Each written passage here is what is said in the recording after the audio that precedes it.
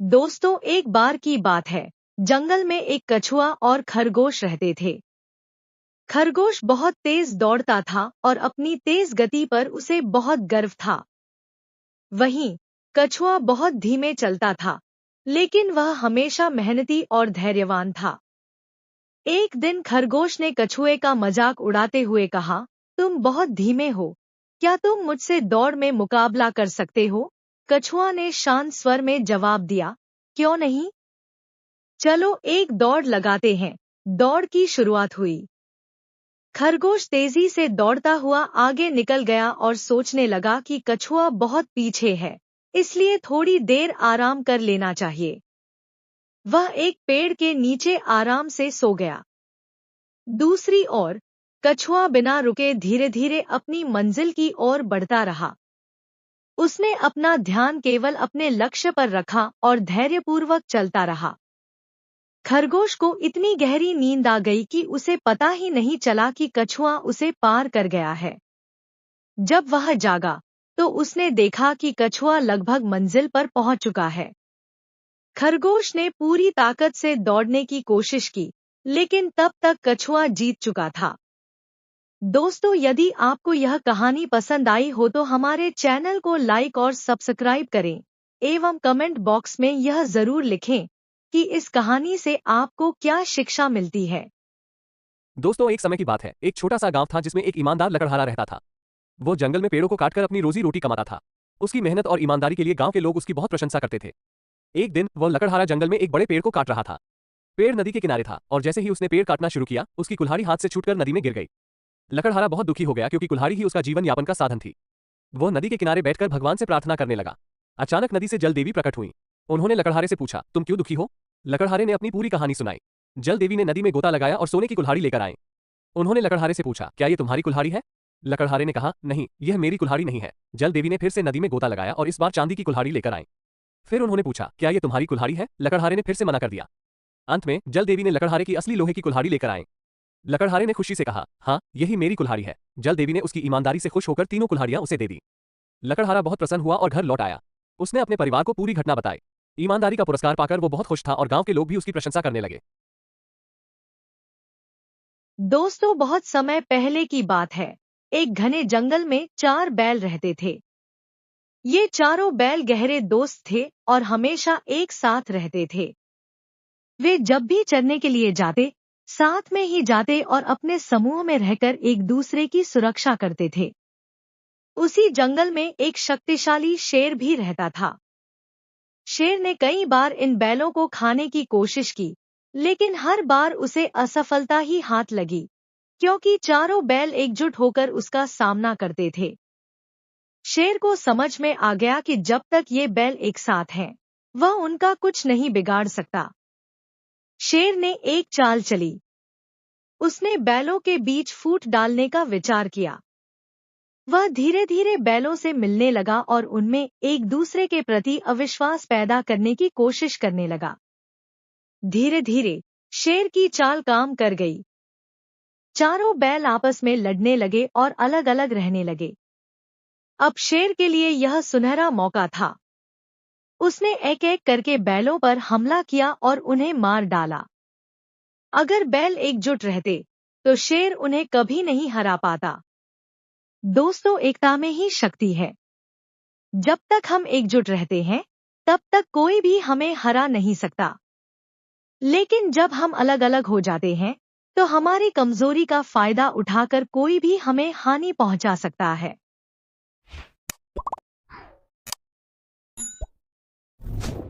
एक बार की बात है। एक हरे भरे जंगल में बहुत सारे जानवर और पक्षी रहते थे। इस जंगल में एक बहुत ही समझदार और चतुर कौवा भी रहता था। एक दिन गर्मी के मौसम में सूरज अपनी पूरी तपिश के साथ चमक रहा था। उस दिन वह कौवा बहुत प्यासा था। वह पानी की तलाश में इधर उधर उड़ता रहा, जंगल के हर कोने में, हर पेड़ के नीचे, हर झाड़ी के पास, लेकिन कहीं भी उसे पानी नहीं मिला। उसकी प्यास बढ़ती जा रही थी और वह बहुत थक चुका था। काफी देर बाद उसे एक बर्तन नजर आया जिसमें थोड़ा सा पानी था। वह बर्तन एक पुराने घर के आंगन में रखा हुआ था। कौवा तुरंत उस बर्तन के पास पहुंचा। उसकी आंखों में उम्मीद की चमक थी। लेकिन जब कौवा बर्तन के पास पहुंचा, उसने देखा कि बर्तन में बहुत कम पानी था। उसकी चोंच पानी तक नहीं पहुंच पा रही थी। वह बहुत निराश हुआ, लेकिन उसने हार नहीं मानी। थोड़ी देर सोचने के बाद कौवे को एक तरकीब सूझी। उसने सोचा कि अगर वह किसी तरह पानी का स्तर बढ़ा सके तो वह आसानी से पानी पी सकेगा। कौवे ने चारों ओर देखा और उसे छोटे छोटे कंकड़ नजर आए। उसने आसपास से कंकड़ उठाए और उन्हें बर्तन में डालने लगा। कौवा एक एक करके कंकड़ उठाता और बर्तन में डालता। धीरे धीरे पानी का स्तर ऊपर आने लगा। कौवा बहुत खुश हुआ और उसने और भी कंकड़ डालने शुरू कर दिए। अंत में जब पानी इतना ऊपर आ गया कि कौवे की चोंच पानी तक पहुंच सके, तब उसने आराम से पानी पिया और अपनी प्यास बुझाई। कौवा बहुत खुश था। उसने अपनी समझदारी और मेहनत से अपनी प्यास बुझाई थी। इस कहानी से हमें सीखने को मिलता है कि हमें कभी हार नहीं माननी चाहिए और समझदारी से समस्या का हल निकालना चाहिए। कौवे की इस कहानी से यह भी सीखने को मिलता है कि जब हम किसी समस्या का सामना करते हैं तो हमें धैर्य और समझदारी से काम लेना चाहिए। कभी-कभी हमें अपने आसपास की चीजों का सही उपयोग करना आना चाहिए।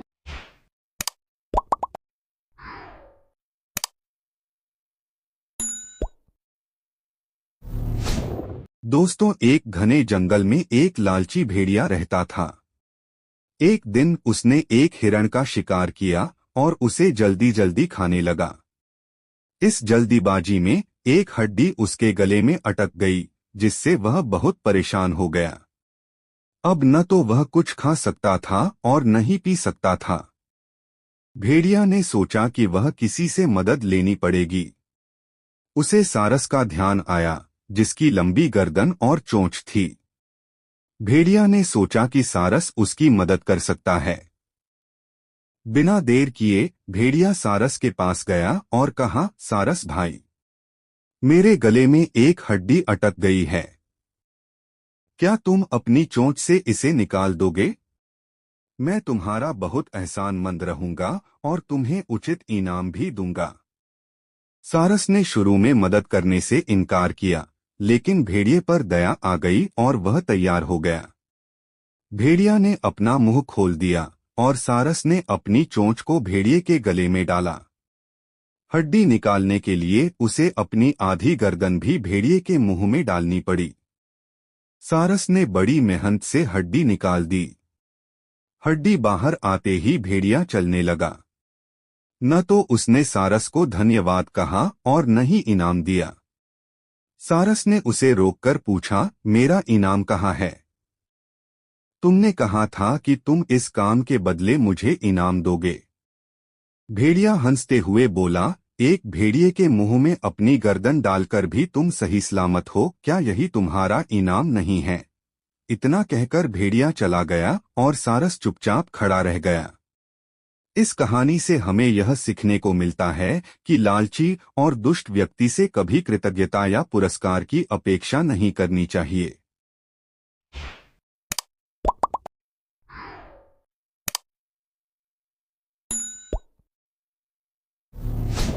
दोस्तों, एक बार की बात है, हरे भरे जंगल में एक बड़ा खेल आयोजित हुआ। खेल में जंगल के सारे जानवर हिस्सा लेने वाले थे। शेर ने खुद को राजा होने का दावा किया और कहा कि वह सबसे शक्तिशाली है। बाकी जानवर उसे चुनौती देने के लिए तैयार थे। खेल की शुरुआत दौड़ से हुई। तेजतर्रार हिरण और चीता ने दौड़ में भाग लिया। दोनों ने अपनी पूरी ताकत से दौड़ लगाई, लेकिन अंत में चीता जीता, क्योंकि उसकी रफ्तार बेमिसाल थी। शेर ने उसकी जीत को सराहा और कहा कि चीता वाकई तेज है। इसके बाद बारी आई पेड़ों पर चढ़ने की। बंदर और गिलहरी में मुकाबला हुआ। दोनों ने फुर्ती से पेड़ों पर चढ़ाई की, लेकिन अंत में बंदर ने जीत हासिल की। शेर ने हंसते हुए कहा कि बंदर सच में चालाक और तेज है। अंत में सबसे बड़ा खेल हुआ बुद्धि का। जंगल के सबसे समझदार जानवर हाथी और लोमड़ी इसमें हिस्सा लेने के लिए आगे आए। शेर ने एक कठिन पहेली दी, जिसे दोनों ने हल करने की कोशिश की। अंत में लोमड़ी ने बुद्धिमानी से पहेली का हल निकाला और विजेता बनी। शेर ने उसे जंगल की सबसे समझदार जीव घोषित किया। शेर ने सभी जानवरों की तारीफ की और कहा कि हर किसी की अपनी खासियत होती है। कोई तेज दौड़ सकता है, कोई पेड़ पर चढ़ सकता है, तो कोई अपनी बुद्धि से सबको जीत सकता है। इस तरह जंगल में दोस्ती और समझदारी का माहौल बन गया और सभी जानवर खुशी खुशी साथ रहने लगे।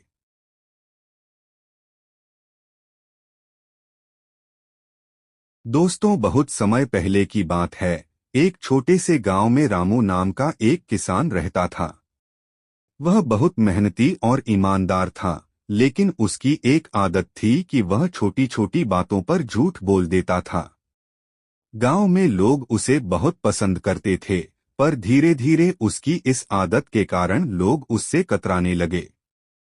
रामू को इसका एहसास नहीं था कि उसका झूठ बोलना दूसरों पर कितना बुरा असर डाल रहा है। एक दिन रामू अपने खेत में काम कर रहा था, तभी गांव में एक नया व्यापारी आया। वह बहुत अमीर था और गांव में जमीन खरीदने आया था। उसने देखा कि रामू का खेत सबसे उपजाऊ था, तो उसने रामू से उसकी जमीन खरीदने का प्रस्ताव रखा। रामू को यह सोचकर खुशी हुई कि अगर वह जमीन बेच देगा तो उसे बहुत पैसे मिलेंगे और वह एक बड़ा घर बना सकेगा। लेकिन रामू के मन में एक चालाकी आई। उसने व्यापारी से कहा, यह जमीन बहुत खास है, यहाँ सोने की खान है। अगर आप इस जमीन को खरीदेंगे तो आपको बहुत लाभ होगा। व्यापारी रामू की बातों में आ गया और उसने जमीन खरीद ली।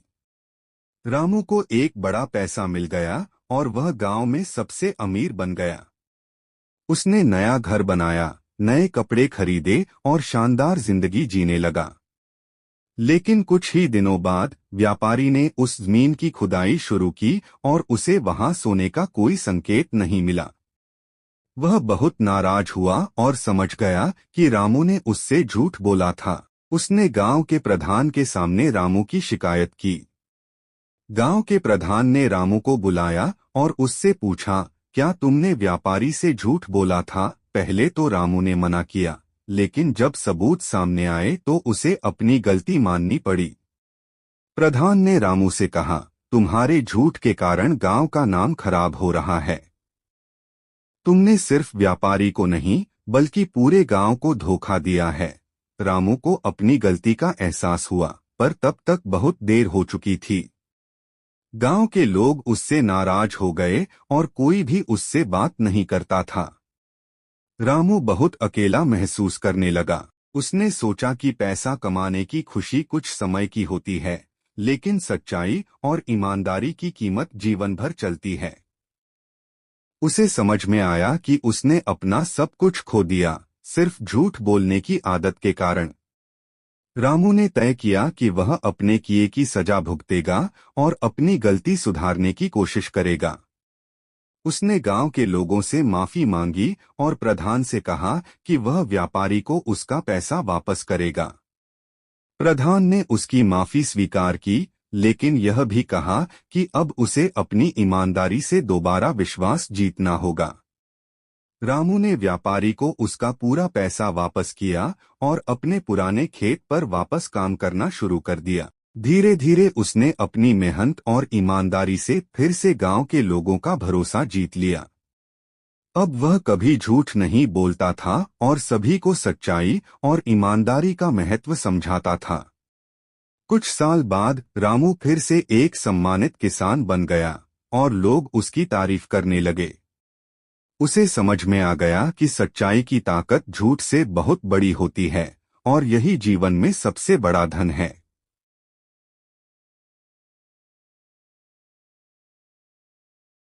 दोस्तों, किसी गांव में दो अच्छे मित्र राम और श्याम रहते थे। दोनों बचपन से एक दूसरे के साथ थे और हर मुश्किल घड़ी में एक दूसरे का साथ देते थे। राम शांत स्वभाव का और मेहनती था, जबकि श्याम थोड़ा आलसी और जल्दबाजी में निर्णय लेने वाला था। लेकिन दोनों के बीच गहरी दोस्ती थी। एक दिन दोनों मित्रों ने जंगल में घूमने का निश्चय किया।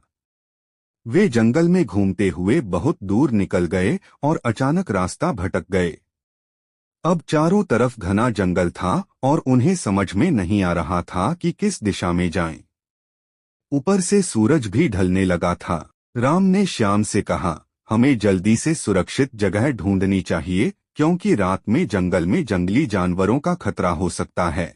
लेकिन श्याम ने राम की बात को हल्के में लिया और बोला, अरे कोई बात नहीं, हम दोनों हैं, कोई भी मुसीबत आ गई तो मिलकर सामना कर लेंगे। तभी अचानक से एक बड़ा भालू उनकी ओर आने लगा। भालू को देखते ही श्याम घबरा गया और पास के एक पेड़ पर तेजी से चढ़ गया। वह राम को नीचे छोड़कर खुद की जान बचाने में लग गया। राम पेड़ पर चढ़ना नहीं जानता था, इसलिए उसने तुरंत सोचा और जमीन पर लेटकर अपनी सांसें रोक लीं। उसे याद था कि भालू मरे हुए इंसानों पर हमला नहीं करते। भालू धीरे धीरे राम के पास आया और उसे सूंघने लगा। राम ने अपनी सांसें थामे रखीं और बिना हिले डुले जमीन पर पड़ा रहा। कुछ देर बाद भालू राम को सूंघकर वहां से चला गया, यह सोचकर कि वह मर चुका है। जब भालू वहां से दूर चला गया, तब श्याम पेड़ से नीचे उतरा। उसने राम से हंसते हुए पूछा, भालू ने तुम्हारे कान में क्या कहा? राम ने गंभीरता से जवाब दिया, भालू ने मुझे कहा कि सच्चे दोस्त वही होते हैं जो मुसीबत में साथ खड़े रहें, ना कि मुसीबत के समय भाग जाएं। यह सुनकर श्याम को अपनी गलती का एहसास हुआ और उसने राम से माफी मांगी। राम ने श्याम को माफ कर दिया, लेकिन उसे सच्ची दोस्ती की पहचान हो गई। श्याम ने भी इस घटना से सीखा कि सच्चा मित्र वही होता है जो हर परिस्थिति में साथ खड़ा रहे। इसके बाद दोनों ने एक दूसरे से वादा किया कि वे अपनी दोस्ती में हमेशा ईमानदार रहेंगे और कभी किसी परिस्थिति में एक दूसरे का साथ नहीं छोड़ेंगे। इस कहानी से हमें यह शिक्षा मिलती है कि सच्ची दोस्ती वही होती है जो कठिनाइयों के समय में भी कायम रहती है। दोस्तों को सिर्फ खुशियों में नहीं, बल्कि मुश्किल हालात में भी एक दूसरे का साथ देना चाहिए।